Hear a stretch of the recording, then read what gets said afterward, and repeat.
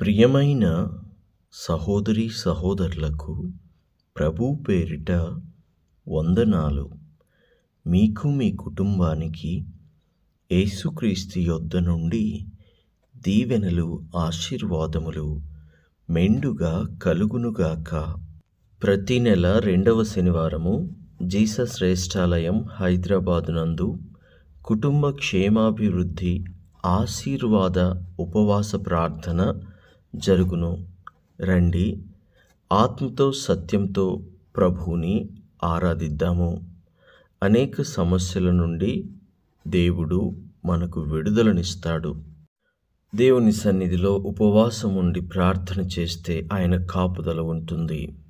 ఏదైతే మనం కావాలని జరగాలని కోరుకుంటామో అది తప్పకుండా ప్రభువు తన మహాకృపను బట్టి జరిగిస్తాడు. కుటుంబానికి క్షేమము, పిల్లలకు బిడ్డలకు అందరికీ క్షేమం కలుగుతుంది.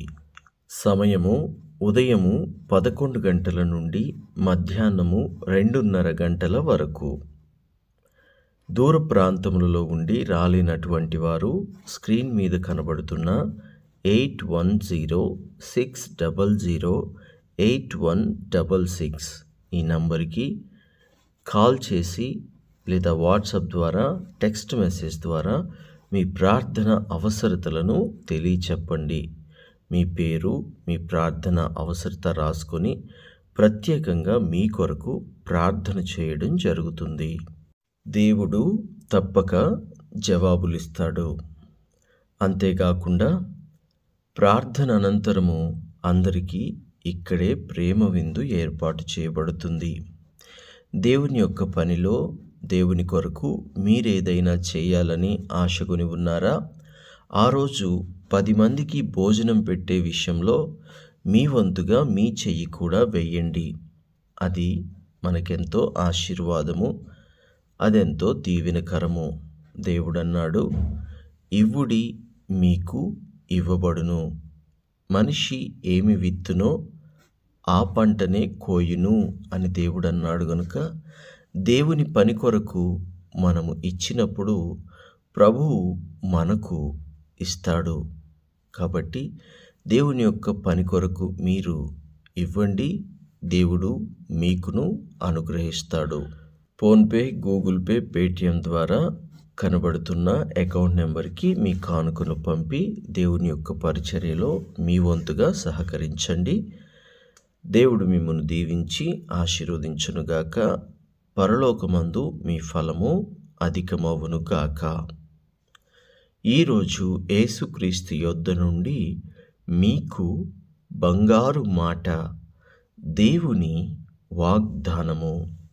ఇర్మియా గ్రంథము 15వ అధ్యాయము 20వ వచనము. అప్పుడు నిన్ను ఈ ప్రజలను పడగొట్టజాలని ఇత్తడి ప్రాకారముగా నేను నియమించెదను. నిన్ను రక్షించుటకును నిన్ను విడిపించుటకును నేను నీకు తోడయ్యుందును.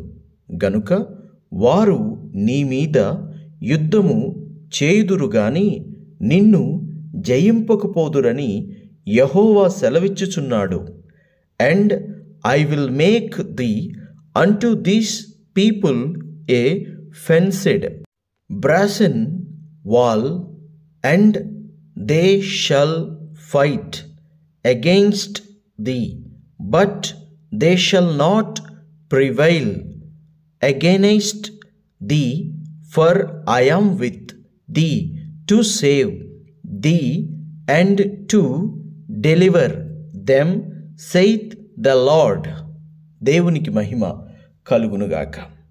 ఈ మాట దేవుడు ఇశ్రాయేలు గురించి మాట్లాడుతున్నాడు. ఇశ్రాయేలు అనగా వ్యక్తి కాదు, ఇశ్రాయేలు అనగా జనము. ఇశ్రాయేలు జనము, జనాంగము గురించి మాట్లాడుతున్నాడు. ఇశ్రాయేలు జనము గురించి మాట్లాడుతున్నాడు. దేవునికి మహిమ కలుగునుగాక. వాగ్దానం చేస్తున్నాడు. ఏమి ఇప్పుడు వాగ్దానం ఎందుకు చేస్తున్నాడు? ఈ ప్రజలు దేవుని ప్రజలేగా, ఈ బిడ్డలు దేవుని బిడ్డలేగా, వీరంతా దేవుణ్ణి ఎరిగిన వారే కదా.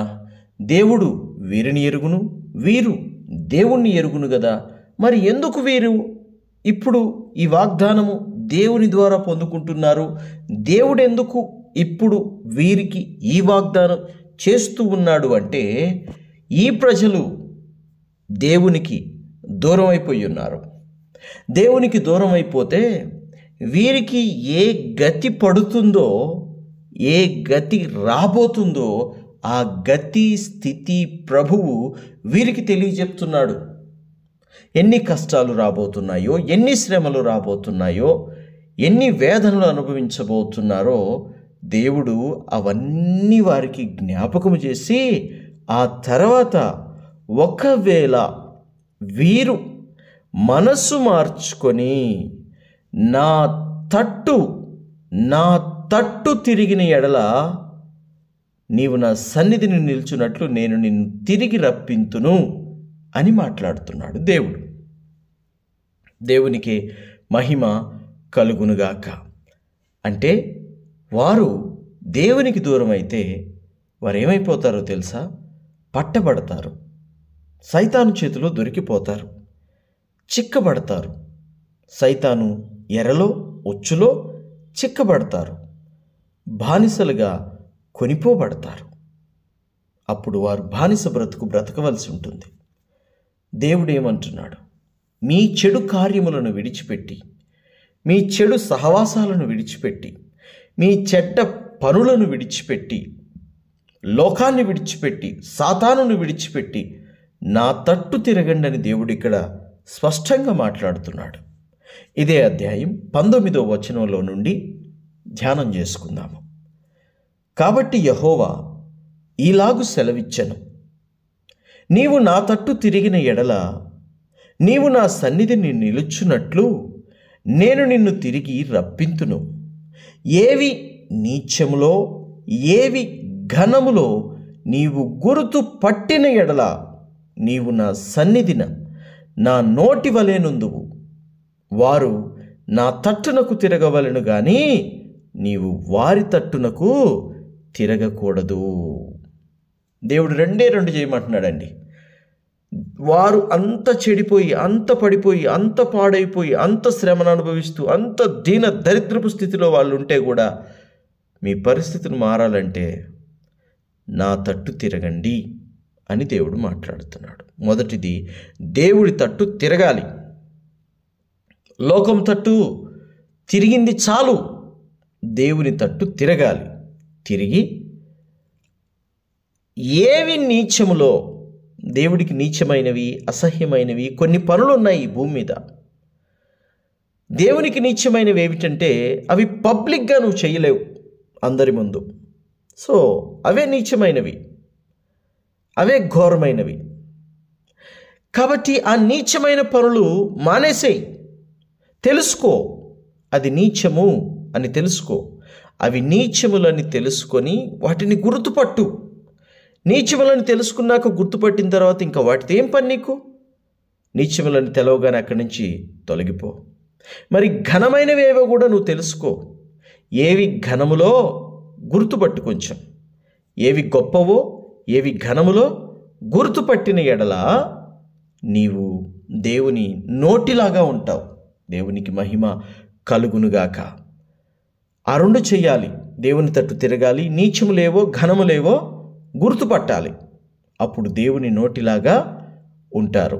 ఇప్పుడు అలాగున ఉన్న ఈ ప్రజలు మరలా వారి తట్టు తిరగొచ్చా? వారు అనగా ఎవరు? అసహ్యమైనవి చేయువారు, వ్యర్థమైనవి చేయువారు. వారి తట్టు తిరగొచ్చా అంటే దేవుడు అంటున్నాడు, వారు నీ తట్టుకు తిరగవలెను కానీ నీవు వారి తట్టునకు తిరగకూడదు అని దేవుడు మాట్లాడుతున్నాడు. వ్యర్థమైనవి చేయు వారి తట్టు మనము తిరగకూడదు దేవుని బిడ్డలారా. మరి మరొక మాట చూసినట్లయితే, తిరిగి ఘనములేవో నీచములేవో గుర్తుపట్టినప్పుడు మరలా దేవుడు ఇంకొక మాట చెప్తూ ఉన్నాడు. అప్పుడు నిన్ను ఈ ప్రజలను పడగొట్టజాలని ఇత్తడి ప్రాకారముగా నేను నియమించెదను. నిన్ను రక్షించుటకు నిన్ను విడిపించుటకు నేను నీకు తోడయ్యుందును గనుక వారు నీ మీద యుద్ధము చేయుదురు గాని నిన్ను జయింపకపోవుదురని యెహోవా సెలవిచ్చుచున్నాడు. 21లో దుష్టుల చేతిలో నుండి నిన్ను విడిపించెదను, బలాత్కారుల చేతిలో నుండి నిన్ను విమోచించదను. దేవునికి మహిమ కలుగునుగాక. చూసారండి, దేవుని తట్టు తిరిగితే చాలండి, పరిస్థితులు మారతాయి. పరిస్థితులు మారాలన్నా, పరిస్థితుల ప్రభావాలు మన నుండి దూరము కావాలన్నా, పడిపోయిన మనము, చెడిపోయిన మనము, పాడైపోయిన మనము బాగుపడాలన్నా చేయవలసింది దేవుని తట్టు తిరగడం. దేవుని తట్టు తిరిగి ఏది మంచిది, ఏది చెడ్డది, అనగా ఏది అసహ్యమైనది, ఏది ఘనమైనది అనేది ఎరిగి ఘనమైనవి చేయాలి, మంచివి చేయాలి. దేవుని తట్టే తిరిగి ఉండాలి, కానీ లోకం తట్టు తిరగొద్దు. అప్పుడు దేవుడు దుష్టుల చేతిలో నుండి మనల్ని విడిపిస్తాడు. మనతో యుద్ధము చేయువారి మీద విజయాన్ని ఇస్తాడు. దేవునికి మహిమ. ప్రార్థన. తండ్రి, మీకు వందనాలు. దేవా, మీకు స్తుతులు, స్తోత్రాలు. అయ్యా, ఈ వాక్యం విన్న ప్రతి బిడ్డని ఫలింప చేయండి. ఫలింప చేసి నాయన నీ తట్టు మాత్రమే తిరిగేటట్లుగా చెయ్యండి. ఇప్పటికే లోకంలో అసహ్యమైన కార్యాల యందు, అసహ్యమైనటువంటి వాటి మీద మనసు పెట్టి ఎంతోమంది ఉన్నారు. వారితో ఈరోజు మీరు సూటిగా మాట్లాడుతున్నారు. ఏదైతే చెడు నీలో ఉందో దాన్ని విడిచిపెట్టు, వదిలేయి. నేను దాని యందు అసహ్యపడుతున్నాను, అది అసహ్యంగా ఉంది, నేను నీకు సహాయం చేయలేకపోతున్నానని ఈరోజు నువ్వు వారితో మాట్లాడుతున్నావు. తండ్రి, అసహ్యమైన వాటిని విడిచిపెట్టమని చెబుతూ ఉన్నావు. అయా, ఘనమైనవేవో తెలుసుకొని ఘనమైన వాటి మీద మనసు పెట్టి వాటి కొరకు నాయన నిన్ను ప్రార్థించే వ్యక్తులంగా మేము ఉండాలి. నీ సహాయం మాకు కావాలి తండ్రి. దుష్టుల చేతిలో నుండి విడిపించబడాలన్నా, బలాత్కారుల చేతిలో నుండి విమోచించబడాలన్నా మేము నీ తట్టు తిరిగి నీ పాదాలు పట్టుకున్నప్పుడు గొప్ప కార్యం మీరు చేస్తారు. తండ్రి, సహాయం చేయండి. ఈ వాక్యం విన్న ప్రతి బిడ్డని ఫలింపచేసి ఆశీర్వదించి దీవించుమని యేసుక్రీస్తు శ్రేష్టమైన నామములో ప్రార్థన చేయుచున్నాము తండ్రి. Amen, amen, amen.